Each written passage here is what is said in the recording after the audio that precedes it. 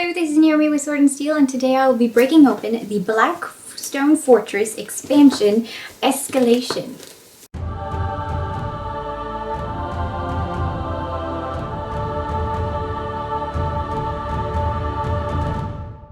Okay, let's see what this expansion is all about.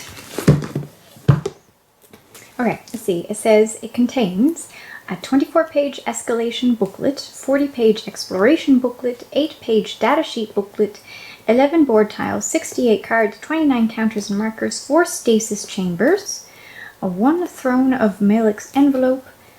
Ooh, cool. A new big prize at the end, that sounds like. And it includes 13 miniatures, 4 explorers, 7 cultists, 1 retinue character, and 1 cultist firebrand. So for those who haven't played Blackstone Fortress yet, I definitely suggest trying it out. The main game you can play through like I felt sort of like a mix between Warhammer and a Dungeons and Dragons campaign. It was a lot of fun. I mean, it follows, I guess it's more Warhammer than Dungeons and Dragons, but these campaigns have a feel of both, I think. Ooh, more tiles. Oh, look at that. Look at the design on that. That just looks awesome, doesn't it? Just awesome. Okay, alright, so first we're going to show everything that's in the box before I enjoy looking at the pretty colors. And so we've got our, looks like we've got 3 books in here. We've got slotted bases. I wonder if these are going to be easy to build models. Slotted bases. 1 teeny. So 3 sprues. Oh, it's an envelope. Do not open until the Throne of Malik's has been conquered. Oh, the nice bags that they did for the other versions, or the starter kit. They've got more of these fancy bags to add to your, keep your guys in.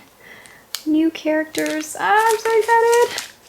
Ah! Okay, I will stop screaming into the mic, I promise. And resource end cards. Okay, so that's that. These are all the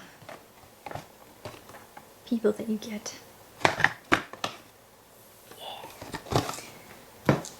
Okay, let's have a look at this. Who are you? Maybe we'll look at the pictures of what these guys look like, and then we'll look at the sprues. There's probably, yeah, there's pictures on these cards. We'll be able to see them. 3 plastic bags, and then the fancy bags to keep them when they're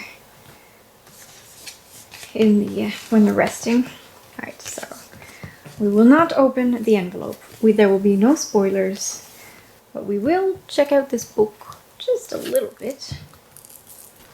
Blackstone Fortress Escalation. Introduction.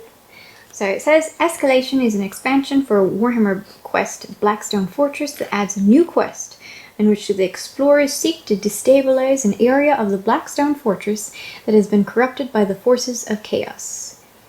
By establishing the malefic fanes to the dark gods deep within the Blackstone Fortress, Obsidious Malik's has created a vast, warp-tainted region of the structure in which the corridors and chambers no longer rearrange themselves constantly.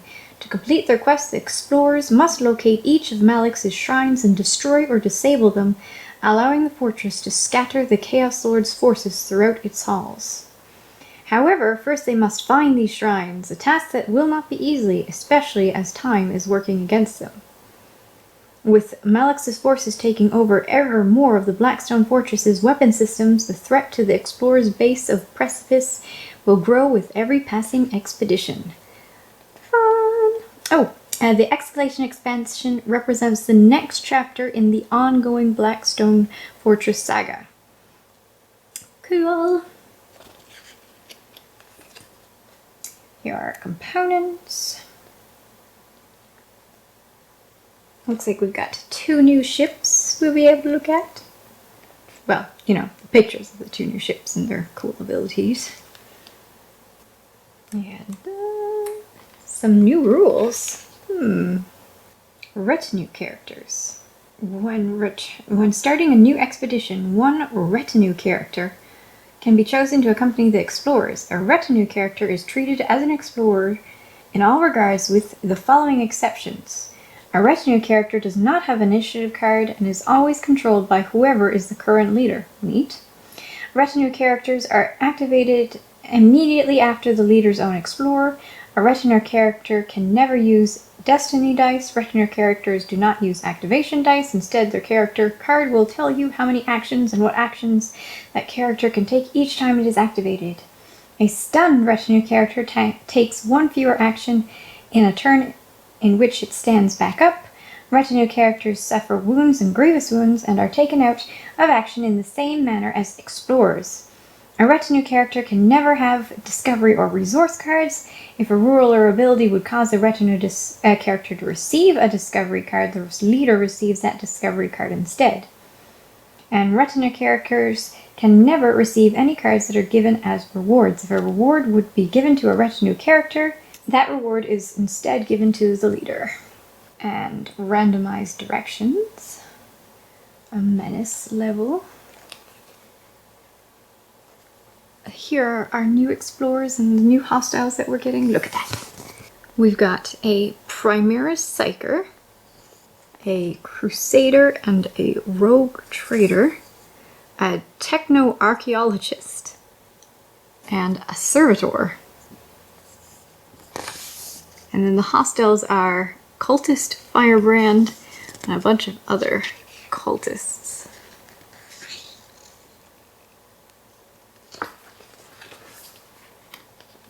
And then we get into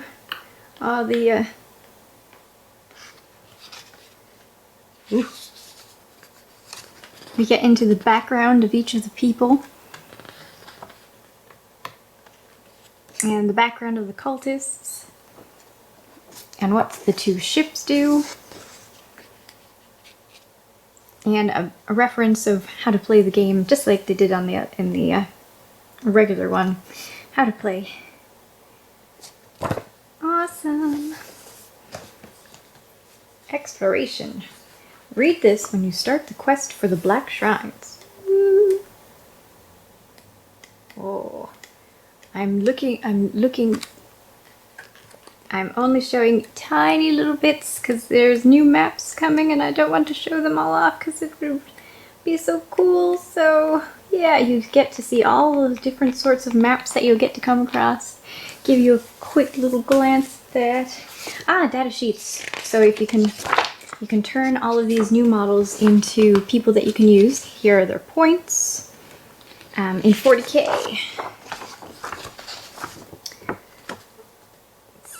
Here we are.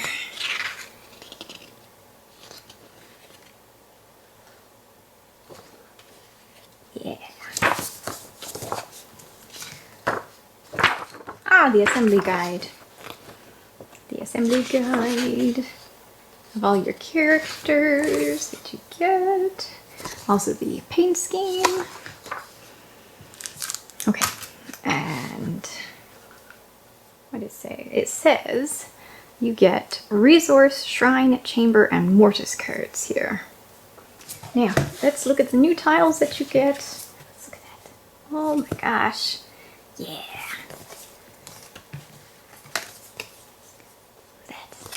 I don't know what these are, but it's gonna be awesome. Tokens and single tiles. Now you got a couple extra damage versus critical damage. And these are probably the special abilities that your characters can do. Oh, a menace tracker. And this is the different menace, I think, that goes up and probably changes as you go. Let's see, this ship says, once per active expedition, after deploying hostiles at the start of combat, the leader can choose an encounter card from the combat track to replace. Remove that card from the combat track and place it at the bottom of the encounter deck, then draw the top encounter card to replace it. Remove any deployed hostiles from the discarded card and deploy the hostiles listed on the new card instead. Cool. That could be really useful. I mean, if you got an encounter card that said, I don't know, 18, oh, maybe that's a bit excessive, 6 guys, you could possibly, like, the worst one you could get, you could switch it out for one that hopefully is much less. I mean, you could be really unlucky, but yeah, I could see how that could be really handy. Alright, Seeker Omicron. Advanced mapping routines. Once per expedition, when an explorer card is turned face up, the leader can use the advanced mapping routines. If they do so, treat that exploration card as having been resolved. What? Well, that's kind of cool, and a nice way to speed through games as well. Okay, what do they do as a facility? Training halls. Roll the Blackstone dice. You can reroll the dice if the explorer using this facility is Naomi Shai Murad, Gottfried de Montbard, or Aradia Madellan. Okay, so that's neat. It's on a 1 or 2, that explorer has been injured and may not buy any resource cards during this trading step while they recover. On a 3 to 12, nothing happens. On a 13 to 20, that explorer gains an inspiration point for their next expedition. If the players decide to mount their next expedition at a future date rather than immediately, put the inspiration token inside the stasis chamber with that explorer's card. Okay. And the other one does Archaeotech Analysis. Roll the Blackstone dice for each Archaeotech card the explorer has. You can re-roll the dice if the explorer using this facility is Daedalosus. I'm sure I'll be able to pronounce that in a couple tries. Daedalosus. Daedalosus. On a 1 to 3, that piece of Archaeotech is revealed to be worthless junk. Okay. Shuffle the card back into the discovery deck. Worthless junk. Shuffle the card back into the discovery deck. On a 4 to 15, nothing happens. On a 16 plus, that piece of Archaeotech is revealed to be a lost relic of technology. You know, in opposed to worthless junk. Shuffle the card back into the discovery deck, then draw the top card of Seeker Omicron Zeta's resource deck and place it next to that explorer's character card. Neat. Alright, let's have a look at these guys, shall we? There are initiative cards.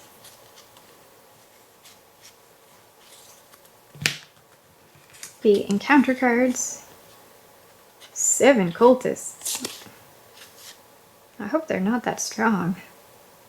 1 cultist fire. Okay, so there's not a lot of variety in this. Actually, they are completely the same. Well, at least you know exactly what to expect. Cool. Obsidious Malix. What does he do? Okay, so he has a Daemon-bound hammer and he is melee. But he can use a plasma pistol pretty well. If 2 critical successes are rolled for an attack made with the Daemon-bound hammer, the target of that attack suffers an additional grievous wound. In addition, no defense roll can be made against a what? What? Don't get in melee with this guy. Stay away. Overcharge. No defense roll can be made against an overcharged plasma pistol attack. Of course. Well, I guess he is like the biggest baddest, so it makes sense that he's so nasty. When Obsidious Malix is activated, he takes 2 actions, one after the other. Roll on the behavior table for his first action and then take it. Then roll on the behavior table again for his second action and then take it. Okay, mister. Okay. And there's his behavior table.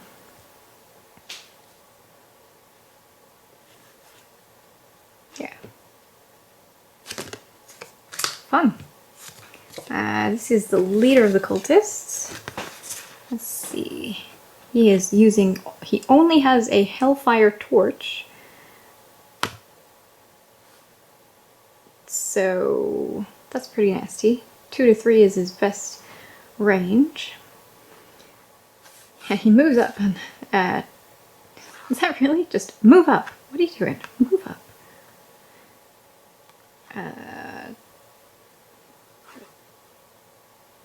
Right.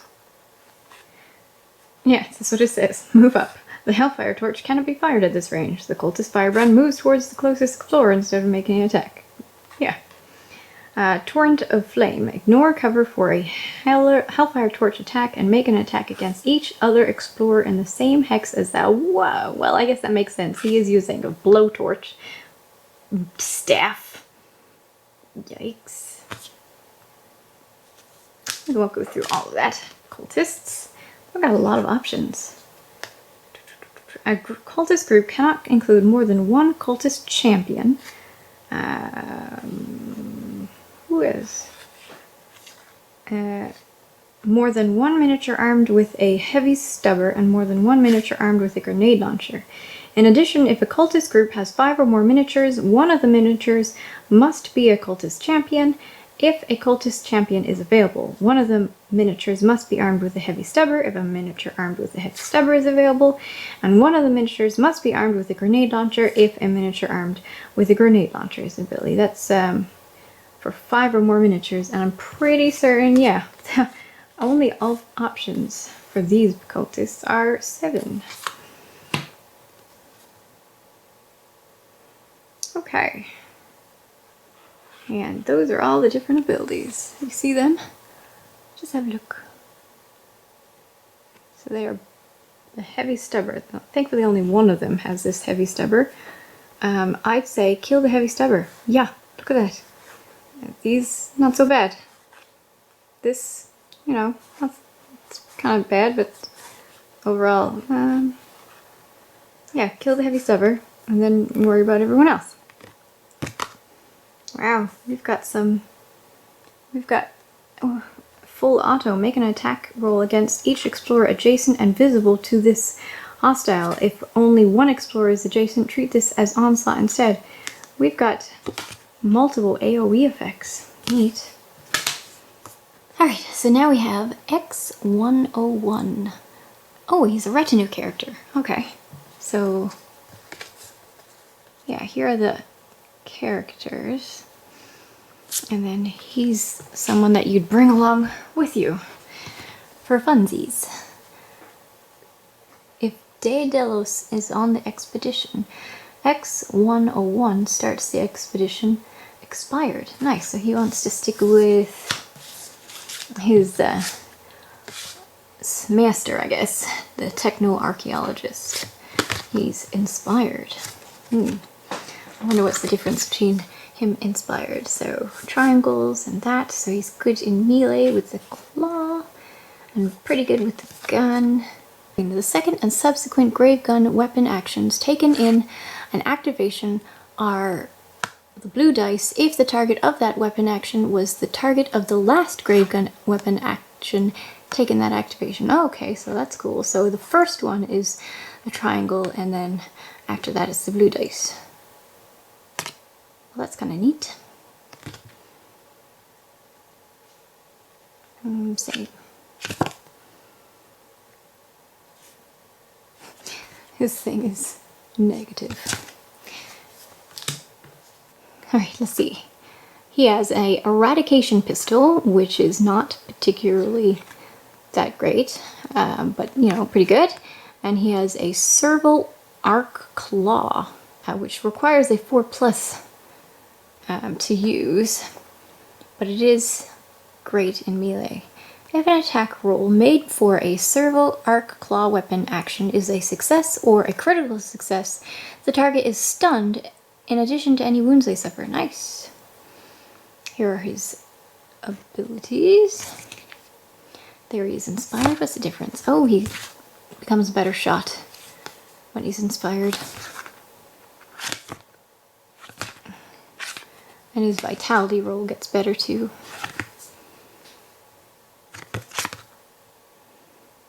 And his Omniscan improves. Daedalus can take this action if he is in the same hex as a discovery marker or if he spends 3 inspiration points. It cannot be taken if Daedalus is adjacent to a hostile that is visible to him. When this action is taken, remove the discovery marker from the hex if there is one, then draw the top card of the discovery deck and place it beside Daedalus' character card. At the end of any activation in which Daedalus took this action, roll the Blackstone dice. On a 16+, he receives 1 inspiration card. Well, that's neat. Alright, now we have Godfrey de Montbard, I think is how you would say it. Alright, so he has got... Okay, so he's only for melee. I guess that makes sense. He's got an enormous sword and shield. But he's great for melee. And his defense is great too, so that's cool. Step into the swing. When taking a lunging strike weapon action, Godfrey de Montbard can move 1 hex towards the closest hostile visible to him before resolving that action. Wow. Well, that's neat. Cutting down the foe. When taking a hacking attack weapon action, Godfrey de Montbard can make 2 attacks, and you can move Godfrey de Montbard 1 hex toward the closest hostile visible to him before resolving each of those attacks. Well, okay, so it does say that it's only a 1 tile range, but you can get in there as part of the ability, so that's neat. Shield Wall. This action can be taken once per activation phase. Place a shield wall marker beside Godfrey de Montbard. If he is visible to an attacking hostile, only himself or adjacent explorers visible to that hostile can be chosen as the target of the attack. In addition, while a shield wall marker is beside Godfrey de Montbard, you can reroll failed defense rolls for him. Remove the shield wall marker the next time Godfrey de Montbard is activated or if he is taken out of action. That is really cool. You can really shut down ranged people. He just has to be visible to an attacking hostile, and he takes the shots instead. That's really neat. And you can reroll this roll, and this roll is good anyway. Wow. Powerful guy. Ah! So you need a 6 generally to activate it, but when he's inspired, you only need a 4. So that's neat. And his agility goes up when he's inspired. Oh, and he can move 3 instead of move 2. Aradia Madeline. Primaris Psyker. Quite the lady, isn't she? Let's see. Force Staff and Las Pistol. So better in melee. Let's see. 6+. This action can be used once per activation. Once hostile that is close to Aradia Madeline and visible to her suffers a grievous wound, and any other hostiles in the same hex. Oh, sorry. One hostile that is closest to Aradia Madeline and visible to her suffers a grievous wound, and any other hostiles in the same hex as that hostile each suffer a wound. That's cool. Another AoE smite. Psychic Boost. Pick one of Aradia Madeline's unused activation dice and swap it with an unused activation dice with a lower score on another explorer's character card. That's neat. Yeah, you can improve someone else's activation dice. Cool. Let's see. Move to defense, agility, vitality. Okay, so the vitality goes up. Yeah. The vitality goes up when she's inspired.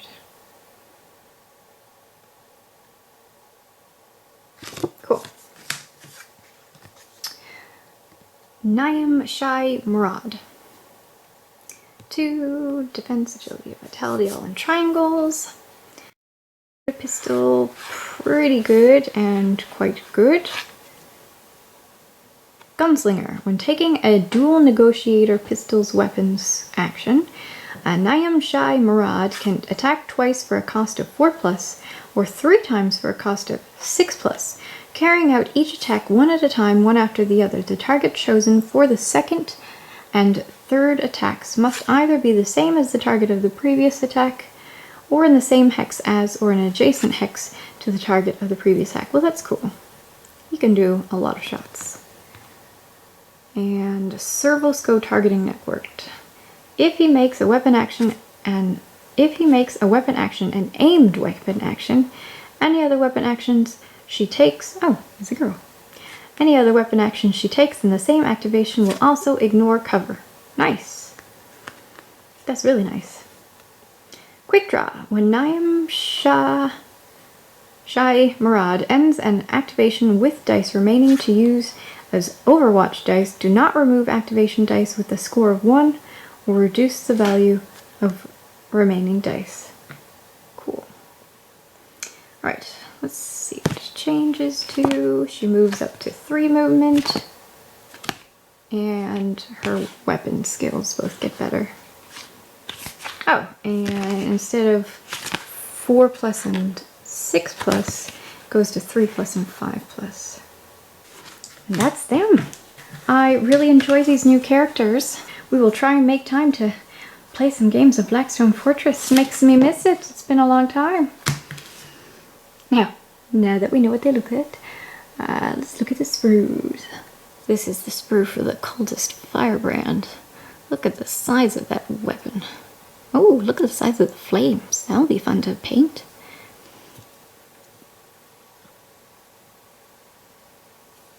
He has got one.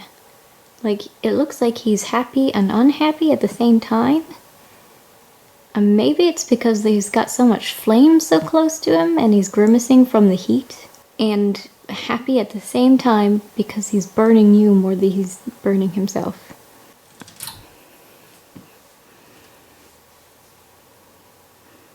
These must be all the cultists, I'm guessing.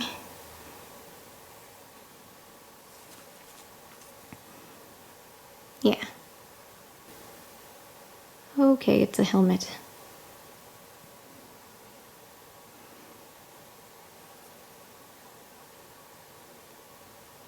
Someone's got long flowing hair. Oh, I've got to look at that one.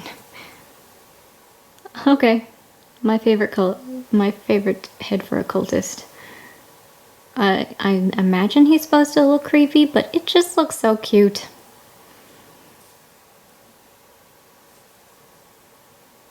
I really like the look of these guys. They look like they've got a lot of flavor, and I do like that.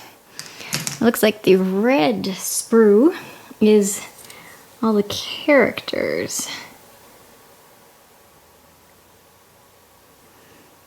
So that's nice. You certainly could paint them up, but you can tell characters from enemies just by the color.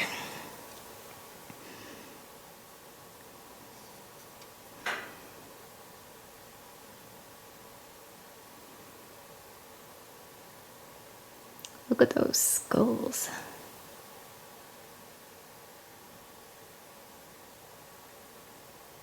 Look at the folds in that. That is quite a nice amount of clothing folds. Yes, I am admiring clothing folds, don't you?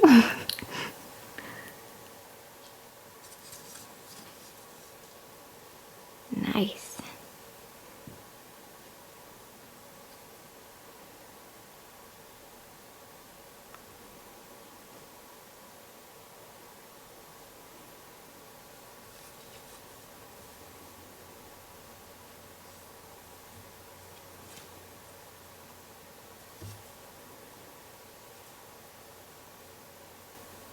Awesome. All right. So that was the Blackstone Fortress Escalation expansion. That looks like a lot of fun. I really enjoy Blackstone Fortress in general when I played, and this expansion looks like it is. It has. I think it's a really nice expansion as an expansion in general. I mean, you can put it right with the previous, with the main game. But it has new models, it has new characters, and it has some new rules, so it has a little bit extra of everything, without taking too much away from the original part of the game. I like the fact that you can finish the first game and then just jump in on this one right after with either your previous characters or with this new character. And yeah, it actually adds on to the original game. As I said, you can just play the original game with these new characters. Well, if you enjoyed the video, please give us a like. If you'd like to see more Warhammer unboxings and other wargaming material, subscribe to our channel and hit that bell notification so that you are immediately notified as we put out our next video. Alright, thanks. Bye!